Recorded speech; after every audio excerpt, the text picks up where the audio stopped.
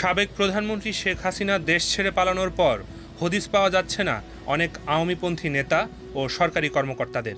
অভিযোগ ও মামলার ভিত্তিতে তাদের মধ্যে অনেককেই গ্রেপ্তার করে গণমাধ্যমের সামনে নিয়ে আসা হচ্ছে। আবার অনেকে আত্মগোপনে থাকলেও তাদের বিরুদ্ধে আনা অভিযোগের ভিত্তিতে তাদের ব্যাংক অ্যাকাউন্ট জব্দ করার নির্দেশ দিচ্ছে বাংলাদেশ ব্যাংকের আর্থিক গোয়েন্দা সংস্থা Bangladesh financial intelligence unit BFIU। Sheikh Hasina দেশ ছেড়ে যান গত 5 আগস্ট। 8 আগস্ট রাজনৈতিক ব্যক্তিদের ব্যাংকিং লেনদেনের ক্ষেত্রে অতিরিক্ত সতর্কতা অবলম্বনের জন্য সব বাণিজ্যিক ব্যাংকগুলোকে নির্দেশনা দেয় BFIU। এরপর থেকেই একে একে জব্দ হতে থাকে বিভিন্ন আলোচিত ব্যক্তির ব্যাংক হিসাব। ইতোমধ্যে শতাধিক ব্যক্তির ব্যাংক হিসাব জব্দ করেছে BFIU।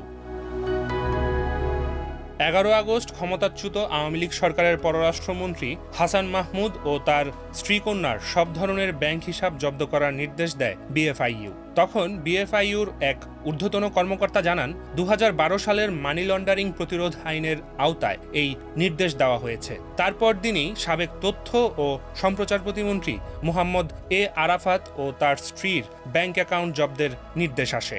একই দিন সাবেক ভূমিমন্ত্রী সাইফুজ্জামান চৌধুরী জাভেদ, তার স্ত্রী রুখমিলা জামান চৌধুরী, তাদের পুত্রকন্যা ও তাদের নামে থাকা প্রতিষ্ঠানের ব্যাংক হিসাব জব্দের নির্দেশ দেয় BFIU। নির্দেশনায় লেখা ছিল, এসব হিসাবে আগামী 30 দিন কোনো লেনদেন করা যাবে না, এমনকি তাদের নামে থাকা ক্রেডিট কার্ডেও লেনদেন হবে না। এর পরদিন অর্থাৎ 13 আগস্ট সাবেক টেলিযোগাযোগ ও তথ্য প্রযুক্তি প্রতিমন্ত্রী জুনায়েদ আহমেদ পলক এবং পলকের স্ত্রী আরিফা জেসমিন কণিকার ব্যাংক হিসাব জব্দ করে BFIU। একই দিন সাবেক স্বরাষ্ট্রমন্ত্রী আসাদুজ্জামান খান ও তার পরিবারের সদস্যদের ব্যাংক হিসাব জব্দ করা হয়। BFIU সূত্র থেকে তখন জানানো হয়, আসাদুজ্জামান খান ও তার পরিবারের সদস্যদের ব্যাংক অ্যাকাউন্টে সন্দেহজনক লেনদেনের তথ্য পাওয়ার পর সেগুলো জব্দের নির্দেশ দেওয়া হয়েছে। 14 আগস্ট সাবেক আইনমন্ত্রী আনিসুল হক সহ আরও 5 জনের ব্যাংক হিসাব জব্দ করে BFIU। তালিকায় থাকা বাকি 4 জন হলেন আওয়ামী লীগ নেতা ও সাবেক MP মির্জা আজম, জান্নাতারা হেনরি, ফাহমি গোলন্দাজ বাবেল এবং সিটিজেন ব্যাংকের চেয়ারম্যান তৌফিকা আফতাব। BFIU এর নির্দেশনায় তাদের পরিবারের সদস্য এবং তাদের মালিকানাধীন ব্যবসা প্রতিষ্ঠানের ব্যাংক হিসাবের লেনদেনও স্থগিত করতে বলা হয়। 2 জন সাবেক সংসদ সদস্য পিরোজপুরের মহিউদ্দিন মহারাজ ও নাটোরের শফিকুল ইসলাম শিমুল এবং তাদের পরিবারের সদস্যদের ব্যাংক হিসাব জব্দ করা হয় 15 আগস্ট। এরপর 18 আগস্ট আওয়ামী লীগ নেতা আমির হোসেন আমু ও তার সন্তানের ব্যাংক হিসাব জব্দ করা হয়। একই দিন জব্দ করা হয় DMP সাবেক অতিরিক্ত কমিশনার মোহাম্মদ হারুনুর রশিদ ও তার স্ত্রী শিরিন আক্তারের ব্যাংক হিসাব।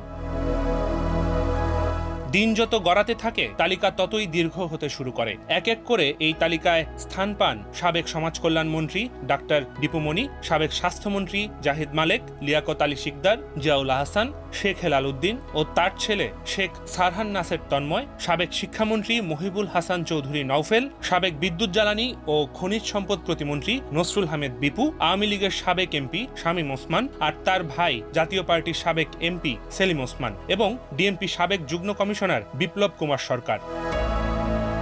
এরপর ব্যাংক হিসাব জব্দ হয় সাবেক অর্থমন্ত্রী আহম মুস্তফা কামাল, সাবেক বাণিজ্যমন্ত্রী টিপু মুন্সি, বাংলাদেশ আওয়ামী লীগের দপ্তর সম্পাদক ব্যারিস্টার বিপ্লব বড়ুয়া, সাবেক BCB সভাপতি নাজমুল হাসান পাপন, সাবেক বস্ত্র ও পাটমন্ত্রী জাহাঙ্গীর কবির নানক, সাবেক সংসদ সদস্য শিবলি সাদিক এবং তাদের পরিবারের সদস্যদের। সবশেষে 25 আগস্ট এ তালিকায় যুক্ত হন এক্সিম ব্যাংকের চেয়ারম্যান নজরুল ইসলাম মজুমদার, পদ্মা ব্যাংকের সাবেক চেয়ারম্যান চৌধুরী নাফিজ শরাফাত, সাংবাদিক নাইমুল ইসলাম খান এবং তাদের পরিবারের সদস্যরা।